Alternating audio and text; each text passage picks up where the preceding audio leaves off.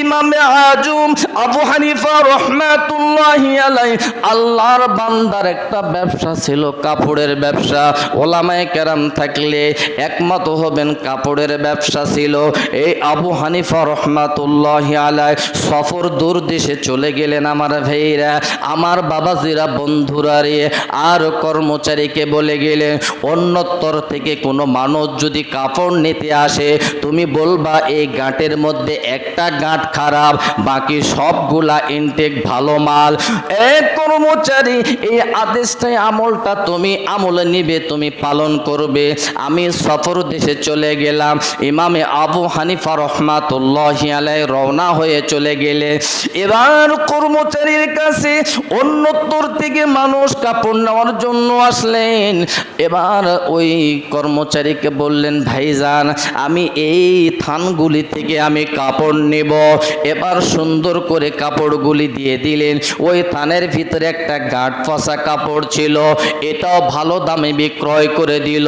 আমার বীরা সম্পূর্ণ কাপড়গুলা ইনটেক বলে বিক্রয় করে দিল, টাকাগুলি নগদ নিয়ে নিল বেশি দামে। আমার ভাইরা গত হয়ে গেল। ইমামে আজম আবু হানিফা রাহমাতুল্লাহি আলাইহি সফর থেকে ফিরে আসার পর এবার কর্মচারীকে বললেন ওরে কর্মচারী কাপড়গুলি তুমি কেমন দামে বিক্রয় করেছ? কর্মচারী বললেন হুজুর সব কাপড়গুলি আমি ভালো দামে বিক্রয় করেছি। ইমামে আবু হানিফা রাহমাতুল্লাহি আলাইহি বললেন একটা গাঁট যে পচা ছিল। আমার ভাইয়ের, আমার বন্ধুরা, কর্মচারী বললেন হুজুর আমার মনে ছিল না, আমি ওই পচা গাঁটটাও বেশি দামে বেচে দিছি, বিক্রয় করেছি। বলেন আলহামদুলিল্লাহ, বেশি দামে দিয়ে দিচ্ছি। ইমামে আবু হানিফা রাহমাতুল্লাহি আলাইহি বললেন আরে কর্মচারী তুই যে বেশি দামে বিক্রয় করে দিলি, তোকে এতবার আমি অ্যালার্ট করে দিলাম, তোকে আমি বলে গেলাম, তাও তুই আমলে নিতে পারলি না।